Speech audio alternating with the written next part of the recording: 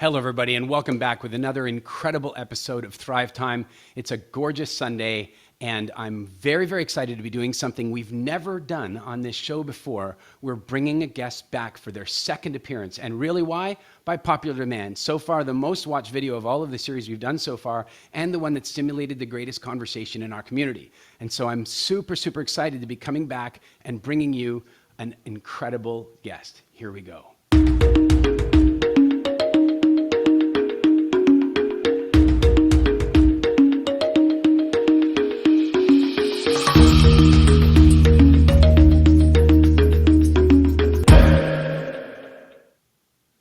Okay, so we are back today with our incredible guest, Amber Trueblood. And I am absolutely thrilled to have her back because, frankly, many of these interviews have been pretty straightforward for me because they're my friends that I've known for years. And you probably can even see that in some of the dialogue. You know, there's a real sense of camaraderie. And then every now and again, I've interviewed somebody that I've been meeting for the first time, and I often feel the difference in the interview. But I'll tell you that when I did this interview with Amber, I didn't feel that at all. It was like we'd been friends for years, and it just translated immediately into such a fascinating conversation, predominantly at that point focused on parenting, particularly during the pandemic and generally. And wow, the feedback we got was fantastic. And so Amber, I am absolutely thrilled to have you back on the show. Thank you for coming back for a second appearance. Of course. I really enjoyed our first chat, and I'm happy to talk about yet another subject. Yeah, you know, and a super important one and a related one. And so today, yeah, let's do this. So last time we talked a lot about parenting, both, you know, pre-pandemic, post-pandemic, during pandemic, you know, what is going on with how we deal with children. You know, you of course being one of those parents who chose to do the homeschooling thing from the beginning, and many other parents being the type of people who had not chosen to do that, and it's now been thrust upon them. And so we talked a lot about that, but I would love for us today to focus on a more, like a larger sort of macro conversation, that is families under lockdown, and in particular, romantic relationships under lockdown. So here's where I'd love to start. And probably this covers some of the ground that we talked a little bit about last time, but where I'd like to start with is that families generally, in my opinion, require a little independence from time to time, right? You know, we all need a little bit of our own space, and all of a sudden we're kind of struggling a little bit with that. Husband wants space, wife wants space, children want space from each other. You know, so let's talk a little bit about how you feel about that, how families can be coping with that in the lockdown situation. Yeah, definitely. So, and most of the questions that I've gotten, I would say in the last 2 weeks, have been around relationships. I think the first couple of weeks it was like logistics. How do I do this? How is this going to work? Like, you know, just figuring out how do I get groceries. Now that most people have kind of set into a little bit of a routine, and we're finding that the increased anxiety and frustrations and fears we're often, unfortunately, taking out on those we're stuck with and those we love most in the world, but those we're around 24/7. And we're now seeing the impact of that on our relationships. And there are definitely challenges, and I have some good tools for those things, but there are also opportunities. So I'm excited to talk to you and share a little bit of both. Cool. So if we delve into, you know, one of my observations of relationships is, I know that this is contentious for some people, the idea of gender differences and all that kind of stuff. I tend to believe there are gender differences and different needs and what have you. But that aside, one thing that I've really noticed in my own life is that space really is a requirement, and that, you know, like the idea of absence makes the heart grow fonder. There's some truth to that at times, and I'm curious what your take on is for that, and how you manage to keep that stuff going when it's really hard to have any absence at the moment. Yeah, okay, so I have some great tips for space. So first I want to comment on your gender differences comment. I remember being in college and being very much like, oh, gender differences are only because we treat babies so differently from girl babies. And then I grew up and had 4 boys, okay? They're 7, 9, 11, and 12 right now.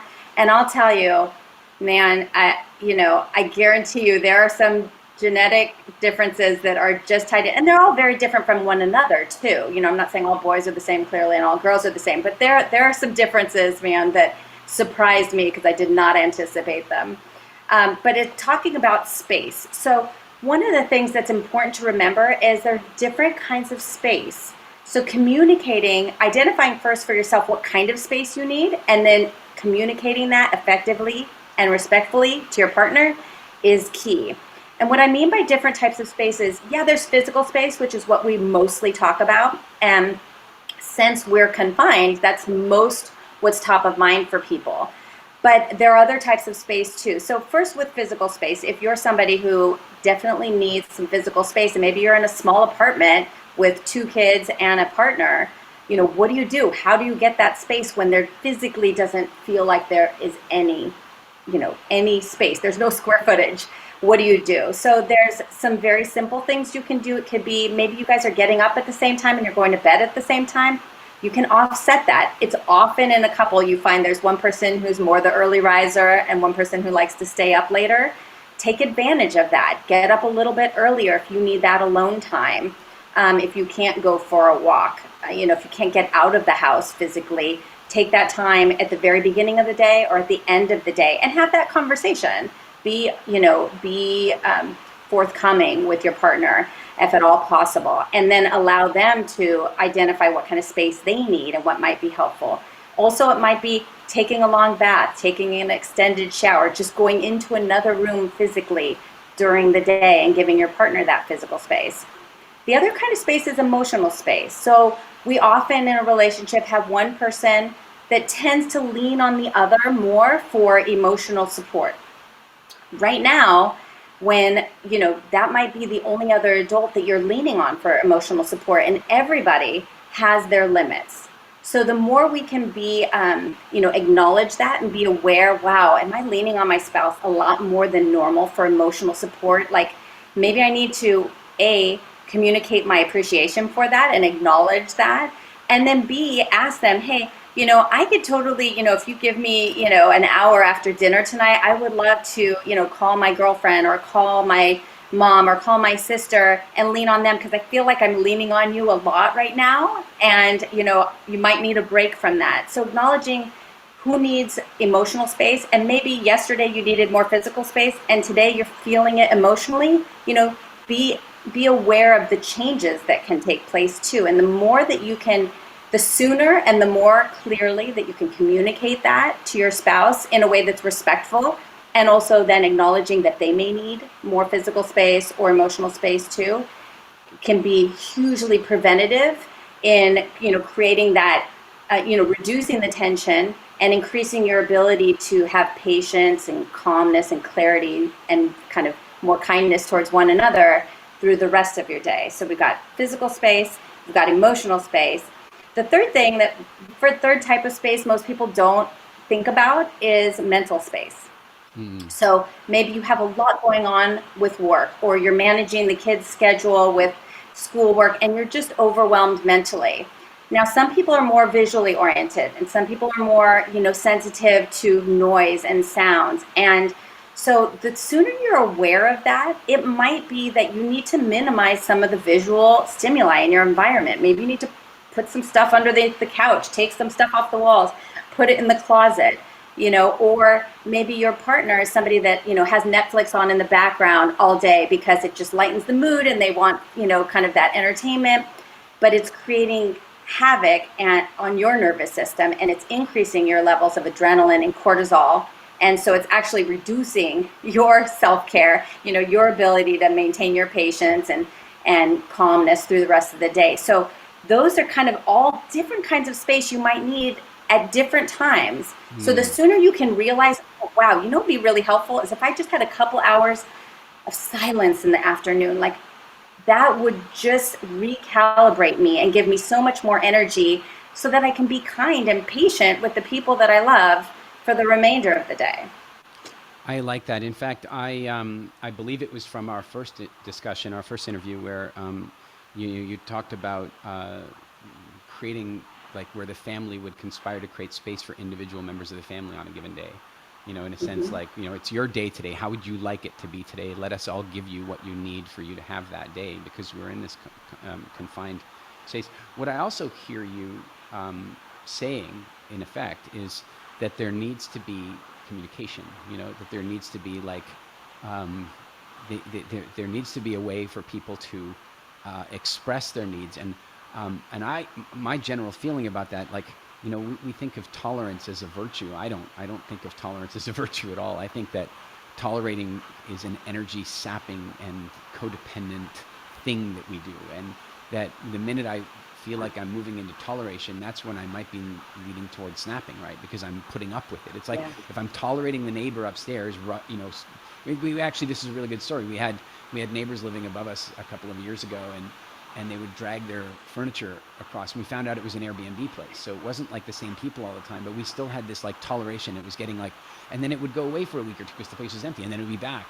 And so then one day some friends of ours rented the Airbnb, and instead of tolerating it, we said, "Hey, can we come up for a minute?" And we went up, and we took those little sponge things that you can put on the bottom of the chairs, and we just attached them to all the chairs, and we never had a problem again. Like, don't tolerate, That's handle. fantastic.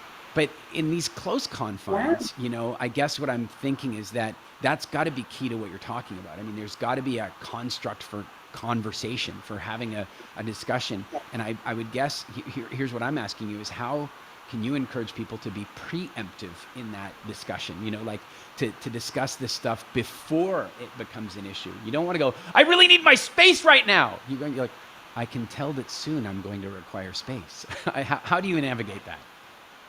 So I think it's twofold. One is first, understanding the situation that we're in and acknowledging that this is putting a lot of pressure on our relationship. Even if things are going fine this week, they may be coming to a head. And I think that we all have what's called like a certain amount of resources in our emotional bank account, so to speak.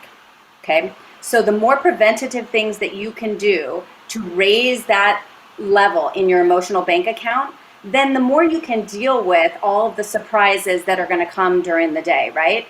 Because things are going to come at you. But if your emotional bank account is just almost at zero, then you're going to flip out as soon as the next disaster happens. Not disaster, but you step on a Lego, or a work call doesn't go well, or you forget something because you lose track of time and you're distracted by the kids, or dinner's late and somebody's having a meltdown.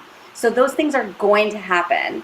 And I'm all about like making life as easy for me as possible. And one of the ways I found that is by preventative things and being realistic about, like, look, we're all human. We're not used to being around each other 24/7. People are afraid for their health. They're frustrated that they haven't had certain, releases, whether that's physical or social or, community, like, we're missing out on a lot of resources that you previously had available to you. So you're under a lot more pressure and strain. Why not make really, really sure, especially if this relationship is important to you, to have as many preventative measures on board as possible. So if wow, if I have like 30 minutes in the morning before I have to jump into breakfast and kids and phone calls and emails and news reports, wow, that just can increase my level of emotional bank account for the rest of the day.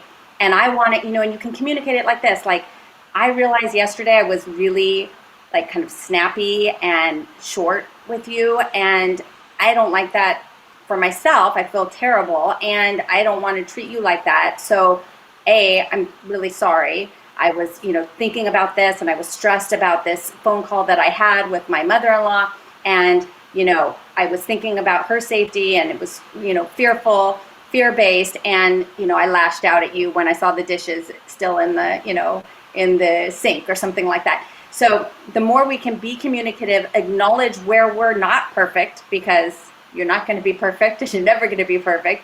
So, as soon as you can be more communicative, figure out and communicate what you need to increase your level of emotional bank account, and say why it's important to you. Because I want our relationship to not only like just survive and barely squeak through this period of time, but I'd love it to be able to thrive and us to actually enjoy each other and feel like a team in this, and not feel like we're tolerating each other and we're we're building resentment that then is going to lash out. It's going to come out at some point.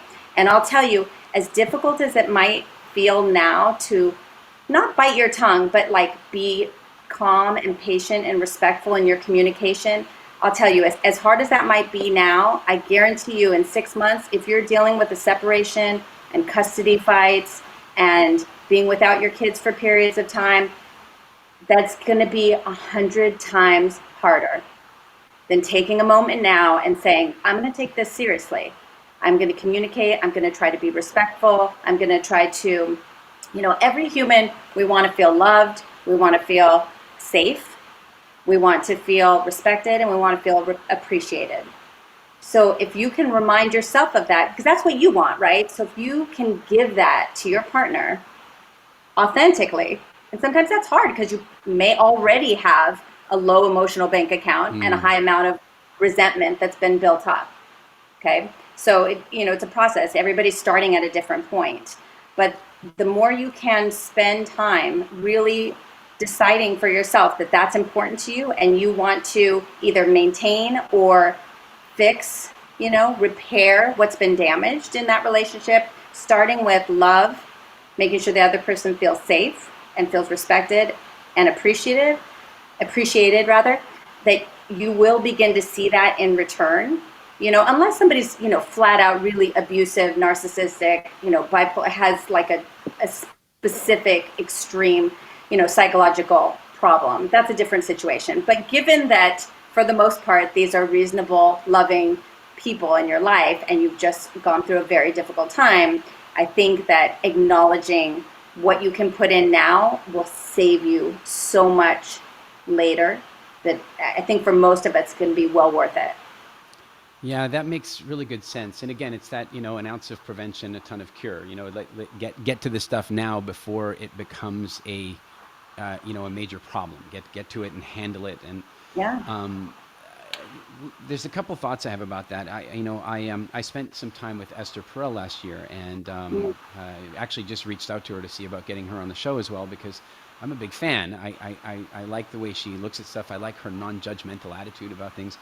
But one of the things that I think she put really good words to, and it's sensitive, but she put really solid words to this, and that is that for one reason or another, call it Disneyfication or religion or whatever, but we've come to this place where the story of relationship is the story of two people helping each other feel complete. And the more I've looked at my history as a human, I begin to realize that nobody can ever make you feel complete. You have to feel complete. And so one of the things that I do recognize is that even in working on your own completeness as a human being, we have needs as human beings, varieties of them, varieties of different emotional needs and so forth. And I think that one of the things that Esther puts so well is that we so often come into this world where we think that we're going to have a relationship and that we're going to meet that one person that's going to meet all of our needs. It's just going to, like, that person's going to take care of all of it. And then of course we find that that's not really the case, and it's absolutely important that we have our own social time and our own hobbies and our own interests and all that sort of thing. It's absolutely important, I think. Now we're in a place where we can't really retreat to those other social activities or those other interests. And I guess what I'm asking is that it's one thing to say, okay, we're going to go and create space or time for somebody. That's exciting. That's a good idea, but what about the realities of, mismatched needs around conversation, mismatched needs around affection, mismatched needs around sex, mismatched needs around contribution around the house? Like that becomes funny. I can imagine all those stuff. I'm on lockdown by myself. I can tell you that's no. That's not nice either. In fact, all the things that I would put to everybody, all the things that you're currently finding irritating, I'll tell you, you'll miss them if they're gone. I'm finding that. 100%. But in the meantime, now you've got a situation where, we'll put it, either way. One person wants much more conversation and verbal connection than they're getting, and the other one doesn't really want to do that. They want to sit and watch Netflix or they're just not feeling as talkative, and there quite often can be a bit of a masculine and feminine difference there. How do you what do you recommend about communicating about that, fixing it, sorting it out? And here specifically, one of the things I'm asking is, is this now where the one member of the couple who say is the delivery person, the person that you want this from me, I don't want to deliver it. Do I deliver it anyway? Am I supposed to now do what I don't want to do in order to help you get what you need? What be this conversation, sex, cooking, a massage? At what point are we asking each other to do what we don't really want to be doing for each other, or are we finding other ways to deal with that? So, I mean, that's really, really important question. I think that the answer to that lies in the common goal. So, like, if your purpose is to form or create or repair or have a relationship that where each person does feel whole and feels their needs met as much as possible, then you coming at it like, not like we want different things, but I want you to attend to and acknowledge my needs just like I want to acknowledge yours, regardless of what they are, and be respectful of those boundaries. So what I mean by that is, first I want to step back as one step is, because of all the external pressures happening right now, this unique time with, and, a lot of households have, new financial fears, new health fears, logistical issues, career concerns, all sorts of things. So this is not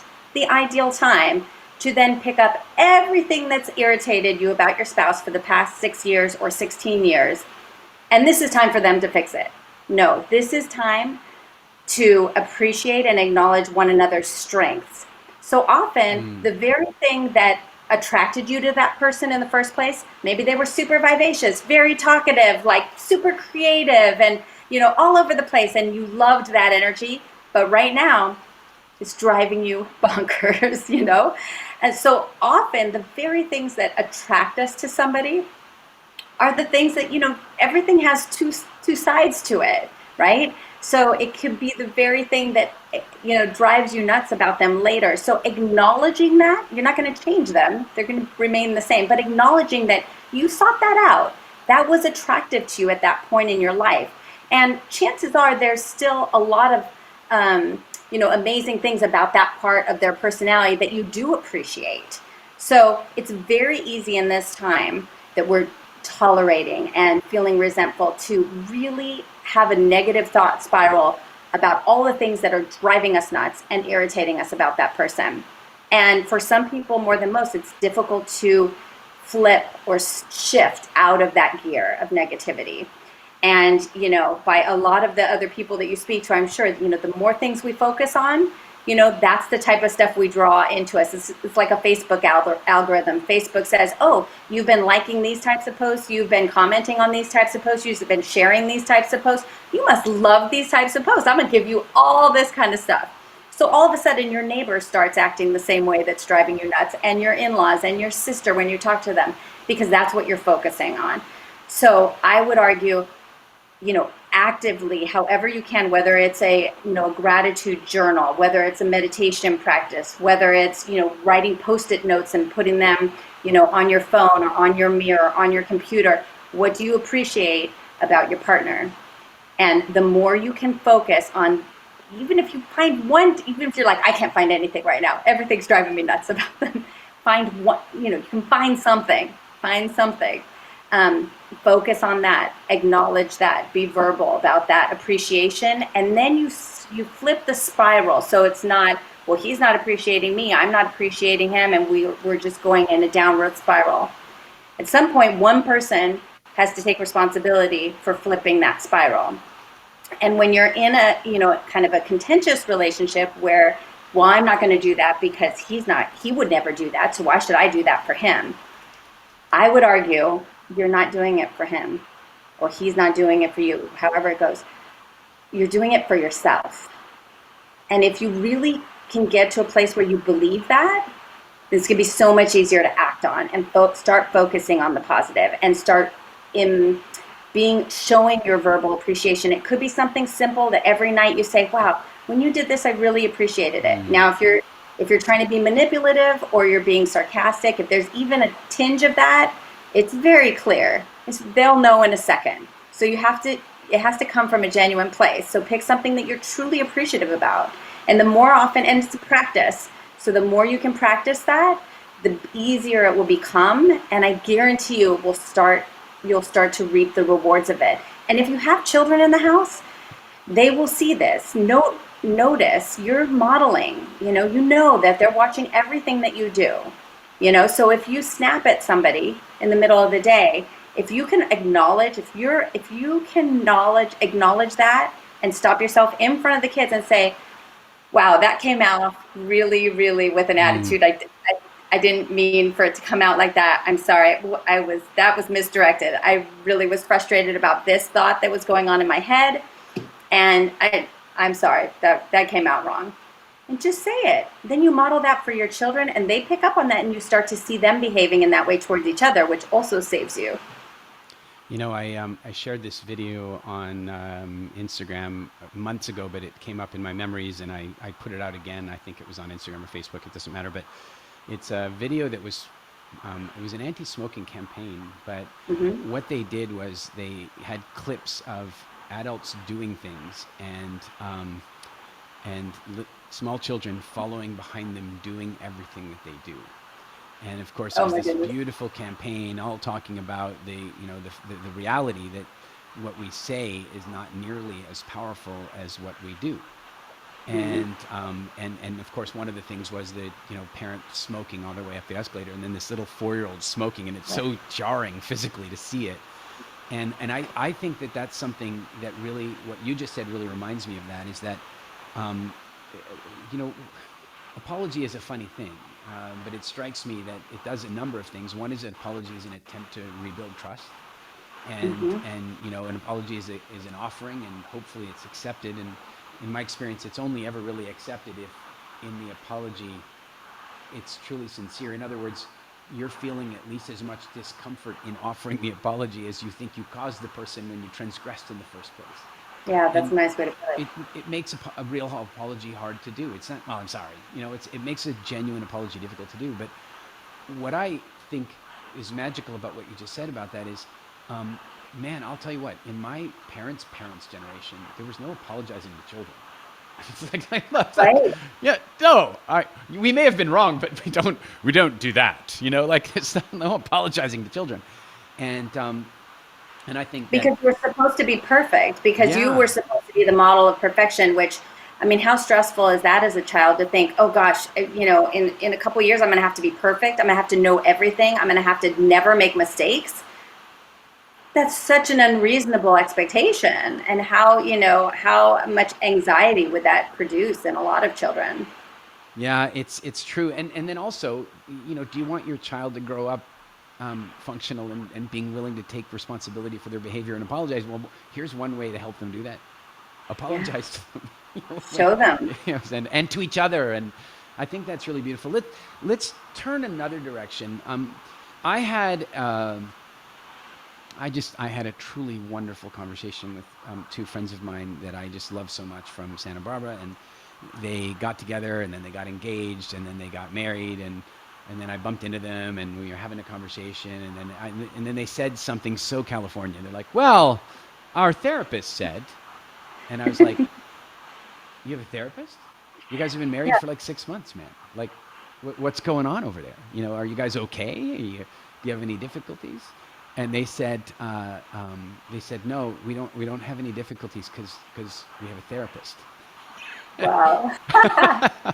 And I like that so much. It's like, I'm looking now at my life and I'm realizing there are some times when potentially involving, maybe therapist it has too much stigma on it. Maybe counselor would have been a better word, really. But I think there's many times when bringing a counselor in early, before there was a trouble, might have prevented trouble. And I can think of many times in my life where that's true. I've got to think that right now, that could be a really solid step for people to be taking. I mean, if most people are facing relationship stresses that they've never faced before. Well, most people would not climb Kilimanjaro for the first time without getting a guide. Most people would not try to learn a martial art without a teacher. Well, we're all trying to do relationship under lockdown. Maybe we might need help. What do you tell me how you feel about that? Are you getting clients asking for that kind of support? What's going on? For sure. I'm getting a lot of questions about relationship help. And I think, I always start, no matter what the subject is that we're talking about, like in a couple of days, I'm going to be talking about single moms in quarantine and the unique challenges and opportunities that they have, that they're dealing with. And any single parent doesn't have to be just the single mom. But one of the things that I always talk about, no matter what subject, is starting from two really important acknowledgments. And the first one is that this is a big shift for everybody in a lot of different areas of our life. So being kind to ourselves is the first step, and not just because oh, that's nice to do, be nice to yourself. It means, when you're coming from a place of self-judgment and guilt and frustration and, thinking about how I should be behaving, how I should be acting, what this person's doing instead of me, or they're handling it, in a different way, or wow, this mom seems to be getting the homeschool stuff no problem, and their kids aren't having tantrums, or their relationships. First of all, you never know really what's happening in anybody else's home, good or bad. So comparison. But I follow them on Instagram. I mean, but Amber, I follow them on Instagram. Don't I know everything? Yes, you know everything about them. It's exactly what you're saying. Yeah. But when you're spending that amount of energy in self-doubt and self-blame and self-critique and comparison, it's so much energy to spend, and it's not serving you, and it's not serving your family at all. So being kind to yourself means understanding that you're a different, unique human being with different values, different, lifestyle, different priorities, different family dynamics as anybody else out there. Nobody has that combination, okay? Just you. So being really kind to yourself about that, and knowing, you've had a lot of different stressors. It doesn't matter if this person, has a kid in the hospital, or this person, their father just passed away. Everybody has different struggles, and they deal with them differently. So you can only deal with what's right in front of you. So being kind and having grace, and acceptance of yourself is a key first step, because then you can move forward. Then you can learn the skills and the tools and get the support that you need, so that you can feel better, and so that you can, maintain and thrive in your relationship, and see the opportunities and the gifts that are here, instead of wasting a bunch of time beating yourselves up. So that's the first step. The second step is being honest with yourself. And I don't mean this don't lie to yourself. I mean this by saying, only you know the tools and the tips and the practices and the things that are really going to work for your family. So I often will, give a bunch of suggestions, start a gratitude journal in the morning, or, in the shower, have an affirmation, instead of spending your shower every day thinking about all the things you should have done or could do differently, or the conversation you just had, or the news report you just heard. Maybe choose a mantra that is helpful and resonates with you, and you just say that over and over and over and over and over and over again in the shower. Or you just list a bunch of gratefuls, or when you're doing your exercises, for every sun salutation, if you're doing yoga, you think of one thing you're grateful for.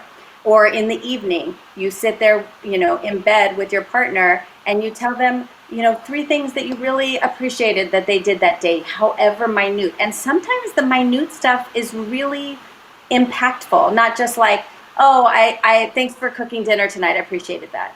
But if you said, oh, I loved when you came and you put your arm on my shoulder when I was working on something, and that really, sometimes it's the tiny things that you notice, and if you say that and you acknowledge that verbally, first of all, it's telling them that it's important to you, which is good, but it's also telling them that you noticed. You noticed something that subtle. So sometimes the little tiny things, I think, are really important, maybe more so than you would think. Not just oh, I'm grateful that you, you cleaned out the car today.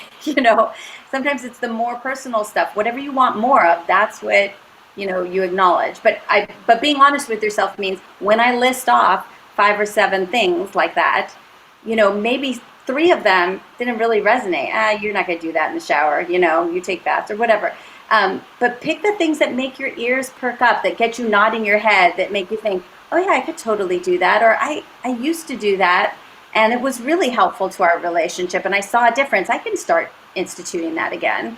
So being honest with yourself is really knowing what you need right now at this particular point in your life, Mm. and then really doing it and making it easy for yourself to follow through. So if that means leaving notes, think of it like with your kids when you're trying to teach them new habits.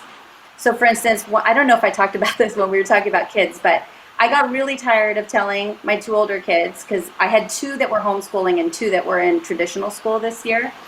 And the two older ones, I would tell them, okay, make your bed, brush your teeth, get dressed, and then come out here and and they would say, and then almost always, they would do two and forget a third. And I got so tired of saying the same things over and over again that I would just say, do your trifecta, which meant make your bed, get dressed, brush your teeth.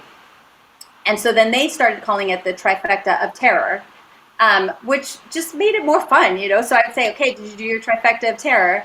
And now they do it all the time because we found a fun way to make it a habit. Does that make sense? Yeah, yeah, it really does. And I really like also there's something about appreciation that really comes in there, like noticing what is working and acknowledging it. It really, it makes a big difference. Like it's really, it's funny if you have, I sometimes equate stuff back to business but it's, if you have employees and they do something really, really great and you don't tell them that it was really, really great, then how do they know to do it again? You Yeah, know, you may not it's see it again. yeah. And so there is something really powerful about acknowledging behavior you really enjoy, acknowledging progress. I mean, that's, when you see something is better than it was a week before, there's something really nice about that. And so I really like that style of communication.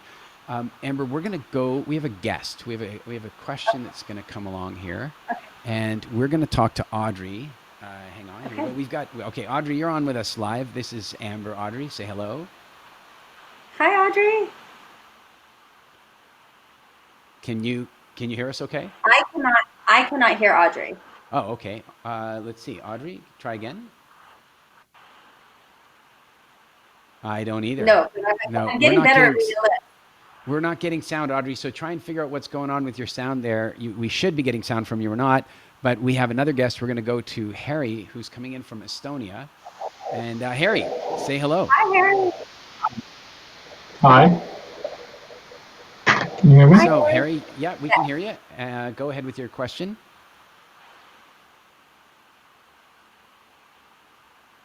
Oh, we lost Harry again. I tell you, we're learning new technology here every day. Harry, there you are. Harry, say hello. Say hello to Yeah. Amber and let us know what your question is. I am. It's been interesting to listen. I at the moment I don't have a family myself in that sense, and for me it's like probably big struggle will be that in the future when I have family, that can I keep all the smarts that I'm learning when I actually have my own kids, but I actually trying to be supportive for my friends who have them and sharing them the videos and all that stuff. But sometimes it's difficult to get them to acknowledge it because it's an outside source, especially when it comes to me who doesn't have an experience on it, and try to convince them that yeah, maybe they should watch that webinar or look into that so that they can be more aware of the things and how to like go about it, offering that advice that's not mine in that sense. Got it. So you're saying, how do you offer advice to loved ones who have families, and when you're trying to be helpful, but they're looking at you like, well, you don't have your own family or your own kids yet. What are you doing?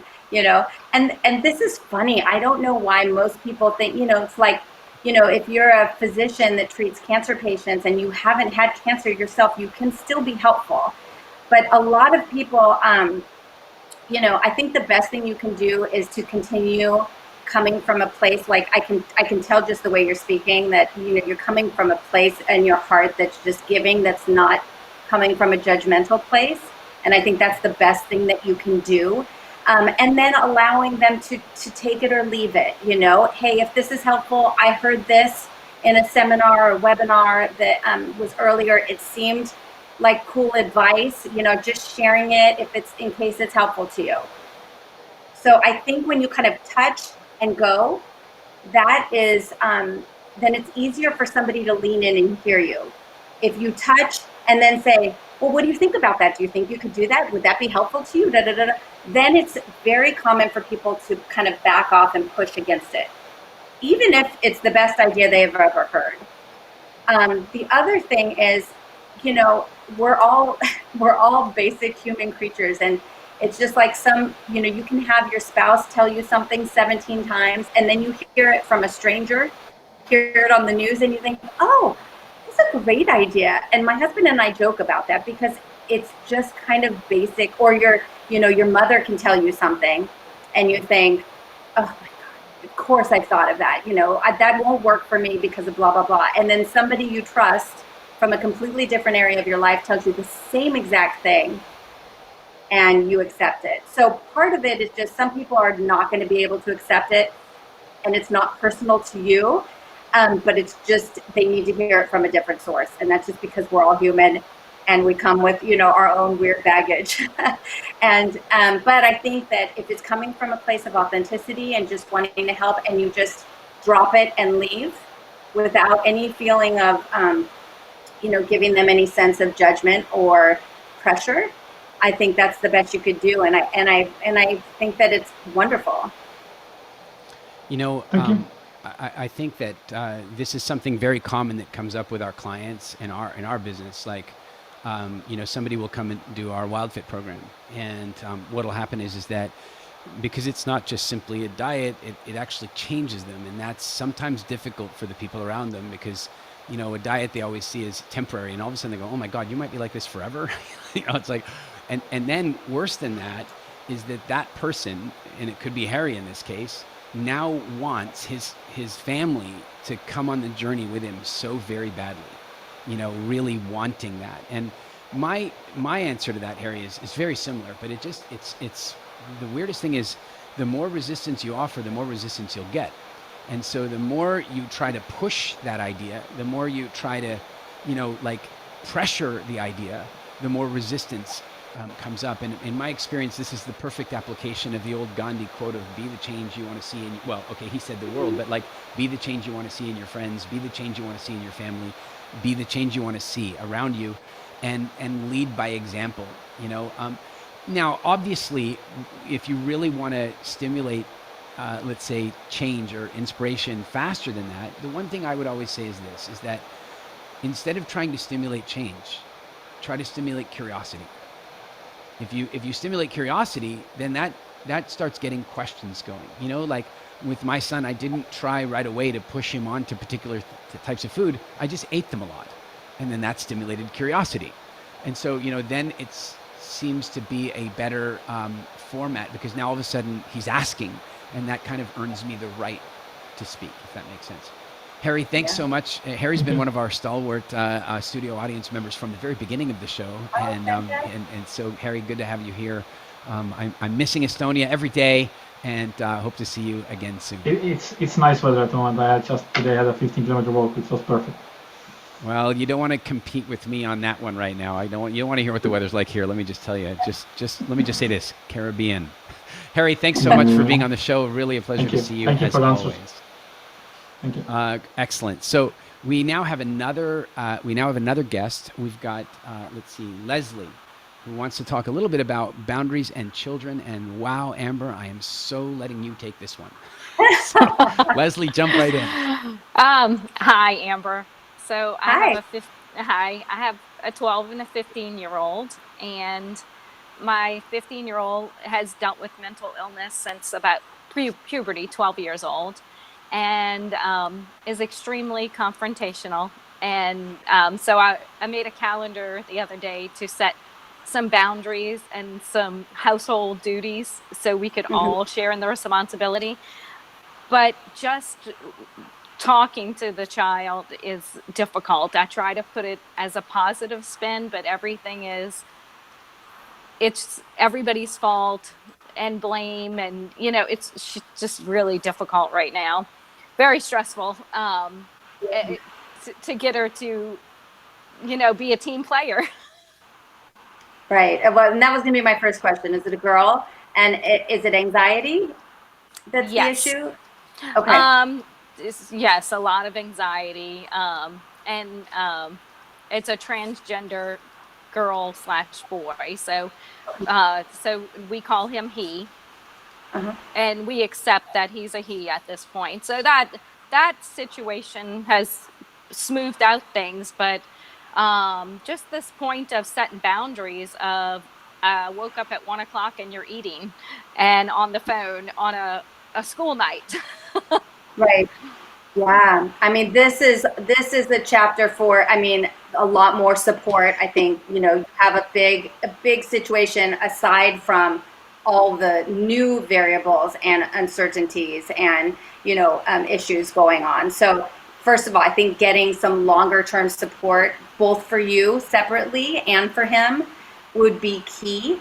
As far as communication to yourself, just from what you can do now, I think is to say like, your greatest hope in the world is that he's happy and safe and loved. Yes. And I'm going to cry just thinking about it, and cared for. Me too. Right? So if you say, if you sit down and say, just so you know, like, it may seem like I'm frustrated and I'm lashing out and I'm scared, but it's because what I want in the world more than anything is that you're loved, that you feel loved, that you're safe, that you're happy, that you have confidence, that you can find a passion that you enjoy, and just be really honest. And he will hear that. He'll feel that from you because it is honest. It may not act like he hears it right now, in the moment. But I would start with that and say, and I'm struggling with the day-to-day right now because it's a lot going on, and I'm stressed about money, and I'm stressed about your safety, and I'm stressed about your sibling, or you can say, be honest, say these are other things that I'm worrying about, and because and then when I walk through the kitchen and everything's a disaster, it stresses me out, and I don't want to lash out at you. So I would start with a really honest conversation, and then say, I'd love to find like a way that you can get support, that we can all get support as a family, but just know from the this is what I'm saying to say to him, just know that, like, I love you and I want nothing more in the world than this. So, like, if you're communicating with me, like, what you need, that will be helpful, and making sure, and then I would start with that. The other thing I would say is covering your bases, and I think WildFit, Eric can chime in on this for sure, is you want to make sure that, sleep is being had. That's so important for teenagers, that they're getting enough sleep. So yeah, if he's up for 3 hours in the middle of the night, and you can say, look, this is what's happening in your brain right now and with your hormones, and how important sleep is, especially to people your age, So let's talk about sleep. Let's talk about food. Like, what kind of food are you eating? Are you getting healthy food that's serving you? Are you getting exercise? Like, is your brain being oxygenated? Are your muscles? Like, literally, I would really talk about food, sleep, and exercise, because those can impact your hormones, that impact your metabolism, it impacts everything, your mood. Right. So I would do that twofold. So I would have just a real conversation. I would try to get some support, if you can, both for you and for him. And then I would really have a candid conversation about the importance of food, sleep, and exercise. Maybe, Eric, you can chime in more on that. It's a really, that really is important. Where are you at with that, Leslie? We do therapy every other week, and so he just decided not to take medication like a week ago. So it's been a rough week, because we had switched medications and it made him very sick. And yes, I'm a WildFit coach, and so I talked to him about the importance of sleep and different things. I guess the problem is when you have somebody that just doesn't want to hear, it's hard to communicate. And I'm trying to put a positive spin and not feel like I'm coming at him or complaining or anything. I'm very honest and open with this child, and we sit, and just right now he's so confrontational, and he hasn't seen his dad in 4 months, which, I think is not always healthy, but it's something, that's just one of those situations. So it is all me all the time. And so that's, I'm trying to keep very calm, and I do have a male partner, and he's like, wow, I heard you talking to him and you didn't raise your voice. And I just stayed calm, even though he just kept coming at me. I just kept bringing it back to the point. And it was the first time he stayed and listened instead of ran away. And he's finally getting outside after 2 weeks of staying inside for, some exercise and things. So we're working on it. But yes, dealing with somebody so confrontational is just a challenge mentally. Yeah. Well, and Leslie, you had asked about boundaries. Sorry, go ahead. I was just going to say, Leslie, first of all, it sounds like you're doing a really great job. What I mean by that is that I am really clear that we either use our emotions or they use us. And you've probably heard me talk about that in the WildFit context, but it's like we either use the emotions or they use us. And I don't believe there are bad emotions. I believe there are all good emotions, and they're all there to be used in some way. And it sounds to me, and I want to say this to either acknowledge the progress and or to give you increased fortitude, and that is that if you manage to not let emotions use you during those moments when there's this confrontational energy, then you won't say things you regret. Amen. And that's my big thing about that as a parent, is that I know that my dad, for example, had issues with alcohol when I was young, and alcohol plus anger meant lots of things that he now regrets. And what's really crazy is I have forgiven all of it, but you know what's crazy is he hasn't, or he hadn't. I can't speak for him today, but what I'm really saying is that I love that approach you're taking of trying to just be stoic and just hold the space. And then the other thing that I wanted to say about that I think is really important, and I really got this, is like,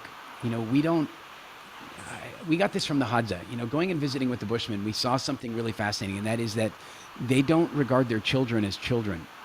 They regard their children as slightly smaller adults with slightly less life experience. And so they don't parent them. They just guide them, and they and they assist them where their size is a problem. In other words, they won't tell them what to do, but if they need help lifting something, they'll do that. They recognize that they're limited, but they're not there to control them. And one of the reasons is, and this is unfortunately a little bit brutal, but I was sitting there once and I watched this child walking toward the fire, and the Bushmen are, and I'm the kid's like 18 months, it's heading for the fire. Like somebody who, as a child at 18 months, stuck my hand in a fire and burned it really badly, and then at 18 years old was lit on fire and had to have my arm rebuilt from skin grafts. I'm like, let's not have this happen to this child. I want to rescue the child. And he's like, no.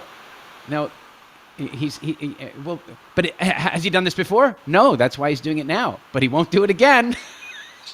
and they had this kind of this approach. Now, I'm not recommending that harsh an approach. I'm just saying in that environment, if you tell your child to stay in camp and your child goes out of camp, a hyena might take it. And so you kind of have this, like, the children kind of end up having to learn on their own. And I think very often we're trying to ease the burden and then weakening them.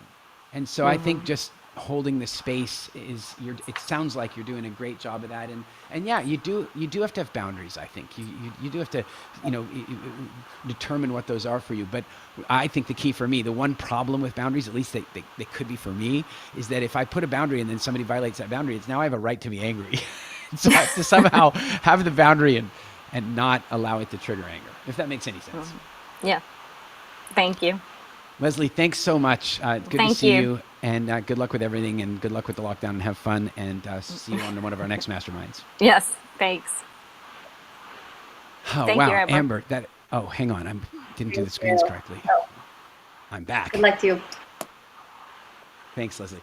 Amber, I have really enjoyed this, as I did last time. I want to kind of ask you the sort of final thing about this is, we talked a little bit about seeking outside help. If you wanted to give some advice as to how somebody might do that, somebody might seek outside help right now. I mean, here's the great news. I think people are more accessible now than they've ever been. So if you were, if you were going to give somebody advice about how they could get the right help to make sure they really do, because look, what I'm saying here, I'm not being elegant. is I think sometimes people turn to the wrong people for help. In other words, they go and complain to their girlfriend about their husband, or they go complain to their boyfriend doesn't sound right for some reason, but they go complain to one of their man friends about their wife. And often that just turns into a bit of a negative spiral. So talk to me about, somebody's looking for help. Obviously, my first thing is, hey, go find you. But if you're giving them a criteria, what might you suggest? So I would say, for me, there's so many different mental health professionals out there, and finding the right fit for you, this is about being honest with yourself, right? Because we're all such individuals, is key. So I would reach out to friends that you trust to ask them if they've ever worked with somebody that they really appreciated that helped them a lot. To me, like personal recommendations for this type, especially, it's just like if you wanted a new pediatrician, like I would go to my mom friends, or I would go to a Facebook group that had similar kind of concerns and values as mine and say, does anybody have a great recommendation for a marriage and family therapist or for a psychiatrist or whatever it is that you specifically need, and see if you can get some either personal referrals or, like I said, I use a lot of Facebook groups for parents and like educational reasons. So I would reach out to a couple of those. If none of my personal friends had good recommendations, I would post something and say, hey, really struggling here in my relationship. I would love some support. Does anybody have a great experience or a great recommendation for somebody? That's the first thing I would do. Also, I was going to say, Eric, you asked a question earlier that I didn't fully answer, and it's bugging me, so I want to circle back to it. But you said, what do we do? How do we give to somebody? Do we give somebody what they need when we're not getting what we need? How do I do that? Do you just keep giving, even though they're not reciprocating? And what I wanted to say to that is, I don't think there's a yes or no answer, but if you do these preventative things and you're really acknowledging and appreciating what you can, and you're being honest with yourself, and you're slowly increasing your emotional bank account, then it becomes easier to give somebody what they need without expecting something in return or being angry that they don't give it back, because you have more of a depth. You have this kind of, your emotional bank account has more stuff in it, so you have more to draw on. If you're working with nothing, then yes, anything that you give is going to be met with a lot of frustration and resentment and anger when it's not returned. You're going to be waiting. You're going to be like, well, I said 5 nice things to you yesterday. You haven't told me anything nice today. It's going to be this comparison, this competition, which doesn't serve you or the relationship, right? So that's why I was really focused so much on what can you do that's preventative? What can you do not only to fill your own bank account, but to fill the emotional bank account in your relationship?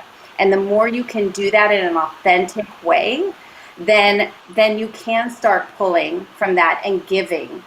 But you can't do that if you're already at empty. Does that make sense? Yeah, I think it really does. Part of my question wasn't even so much about like do I keep giving if I'm not getting? Because my question is even more another level, and that is that.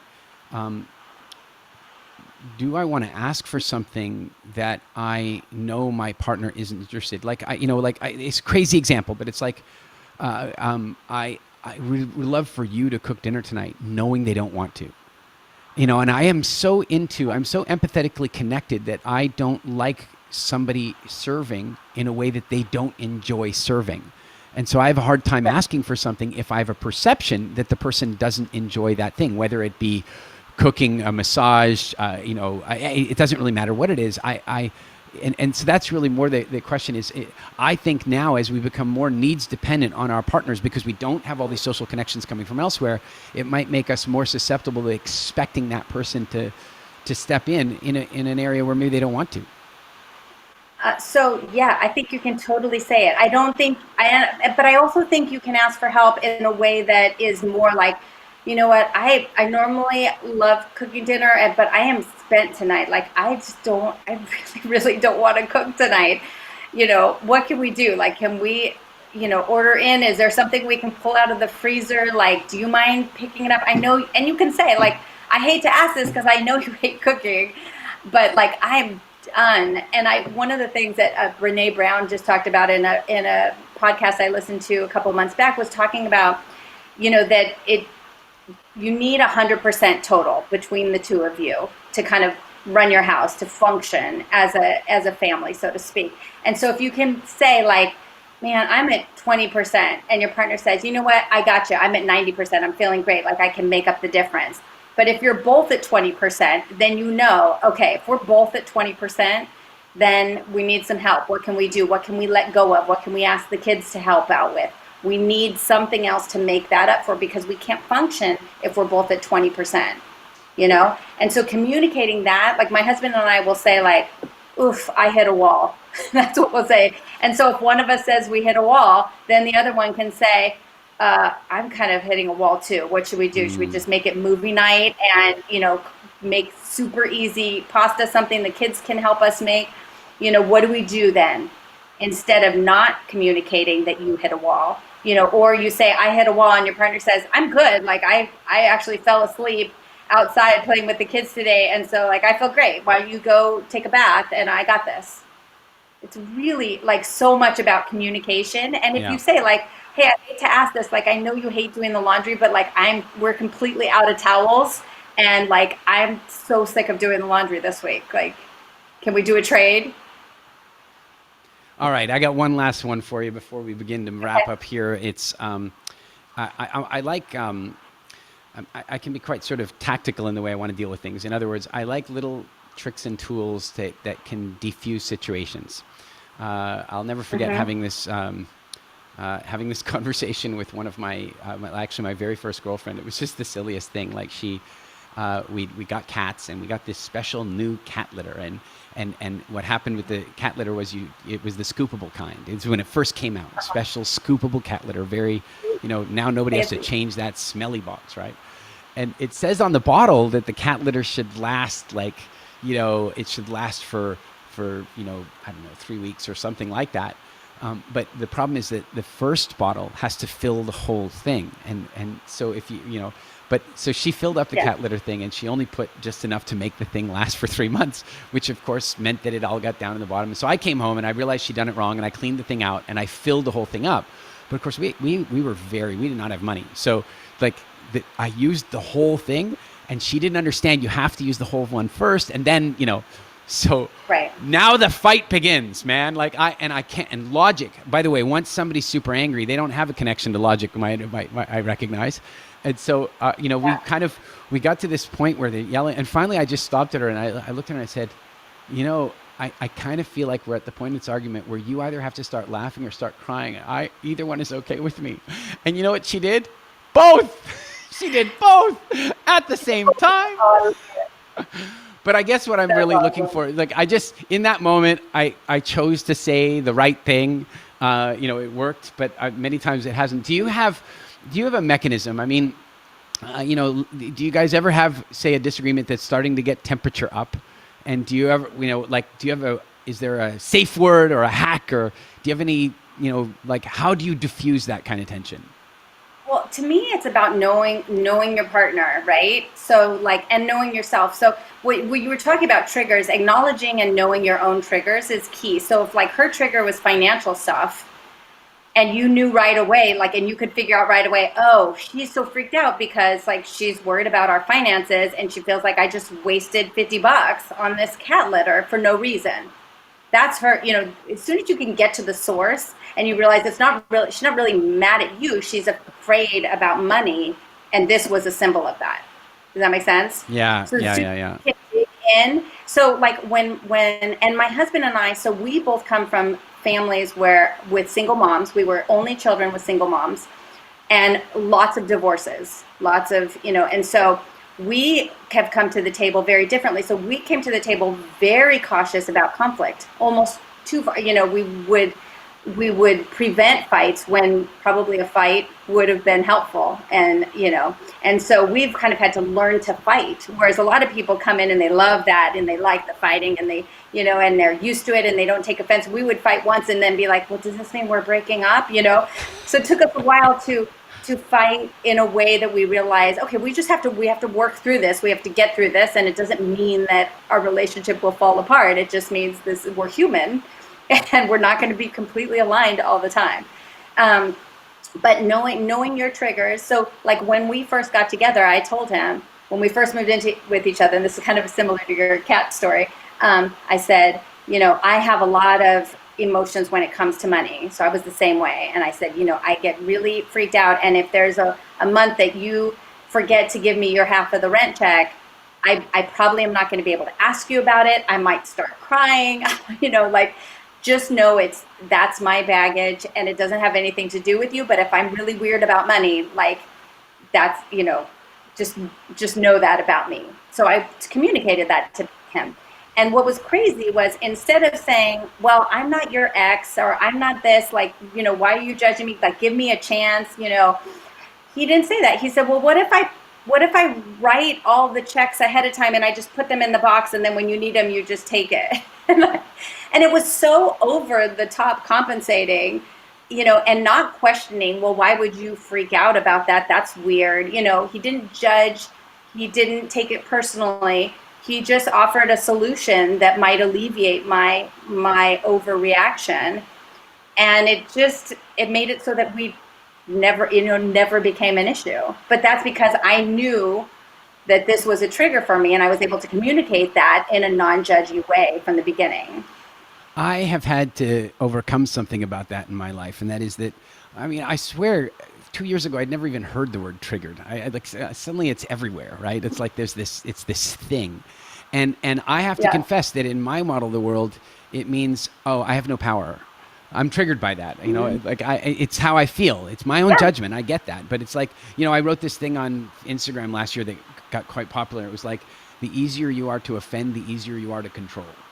And, it's just true. Thing. There's definitely a relationship there. Yeah. And so I was having this meeting with our team, and Andrea, the president of our company, she says that she'd learned this thing. I think it was from Alex Sharfin, and they were talking about, it was Alex, in fact. He was talking about, look, I just had to go to my team and tell them these are things that I get triggered by and not to do those things. And I was like, you wimp ass. What do you mean? You take responsibility for your triggers. You take responsibility for your triggers. I'm like, yeah. And I'm all like, and then about 3 weeks later, Andrea writes to me on WhatsApp. She goes, we need to talk. But I'm in the middle of a live broadcast. So this comes up on the screen we need to talk. And I'm going, what's the problem? What's going on? Bear in mind, we've got lockdown. All of our live events have been canceled. We're doing everything we can to, keep the business happy and alive and serve our people. And we need to talk. And I'm like, all through the live broadcast or whatever meeting I was in, I don't remember, but I just it was in my head. And then I ended the broadcast and I wrote her a message. I called her and I said, you remember that whole thing about triggers? Well, I have a trigger, it turns out. And I don't want you to do that to me ever again. If you need to talk, you need to tell me why you need to talk. You can write back and say, I need to talk. It's an emergency. I need to talk because, it's just for fun. Just because for 15 minutes I stressed out about it. So I think now I realize that, yes, we should still work on our triggers. We should. I feel like the less triggers you have, the more buttons you have, the easier they are to push. But at the same time, I do think I'm now open to the idea that you're discussing about here is that, wait a minute now, what if we communicated a little bit about the triggers? Hey, I've got some sensitivities about this. I've got some sensitivities about that. Let's try to be sensitive. I'll be sensitive to try not being triggered, and you be sensitive to try not to trigger, and maybe we get somewhere. Well, I think two things. You mentioned the good word, sensitivity. So trigger is kind of an extreme version of it. You can say we all have different sensitivities to different things and they come in different degrees, right? So it's about communicating those. And often once you just communicate it, that kind of disperses some of the trigger. And this is also when you bring it back to teaching your kids and modeling. My kids know, we call them pet peeves, we teach them it's really important when you're dealing with other humans in life, whether you're in college and it's roommates or you're in your first job or whatever it is, the more you can pay attention to what people's triggers are or sensitivities are or what their pet peeves are, then the better you're going to be able to function and communicate with the people around you, which is a huge skill. So we'll tell the kids, okay, what are dad's pet peeves? And he'll say, rolling your eyes, man, you do not roll your eyes at dad. You do not make a disrespectful like huff or, anything. Oof, done, I mean, it's kind of mine too, but they know that. They know for me, it's like, potty talk or screaming really loud for no particular reason. They know that's like, don't do that around me. Don't do that around me. I don't like it. It's not, I'm sensitive to really loud sounds that come at me, whereas they could do that with dad all day long. It won't bother him. So we tell them like, look, we all are, every human is different. So the sooner you can be really aware of and notice what the people around you like and what they don't like so much, the better you are at communicating, and the more likable, the more people are going to want to be around you. If you act the same to every single person around you, you're not going to probably be very well liked. There you go. I just had a memory come up of the very first time I ever encountered triggers. Wouldn't have called it then, but I had this grade 4 teacher, and her and my relationship was such that by the end of the year, I managed to petition all of the parents to get her fired. Like we really didn't have a good relationship. But what's funny is, man, did she have a trigger around eye rolling, and man, did I enjoy it. I was not, you did not want, like I was one of the, how if you've got a class of 30 kids and there's like 1 or 2 kids, and if you lose those 2, you lose the class. Yeah, I might have been that. I might have been that student. Might have been. I might have been. Well, listen, Amber, this has been just as fun as the last time. I really, you've got such a nice way of looking at life and looking at relationships and parenting, and it's a real privilege to have you on the show every time. Tell me, remind us all, how do we find you? How do we get a hold of you? How can you help us? Well, I created a landing page since our last talk so that I could provide some free gifts and free little, video and some information that might be helpful. So it's under freegiftformoms.com/COVID. So it's free gift for moms. It can be for dads too. freegiftformoms.com/COVID, and I'll send you some tips and things that might be helpful. And then of course I have my book that's called Stretch Marks, and a journal that's called Be Truly You. So they're on Amazon and Barnes & Noble, and you can order those. It might be a great Mother's Day gift for any stressed out moms that you know. That sounds absolutely fantastic. We'll make sure that we share the URLs. We've got it now up on the screen. And please, guys, go out and connect with Amber on the various social media places you can. Amber, once again, I really want to thank you for coming back. Maybe one day we'll even have to make it a third appearance. But, for now, thank you for being our first ever second-time guest. It's been a privilege. Enjoy the rest of your weekend. Thanks so much. You too. Thank you, Eric. It's been fun.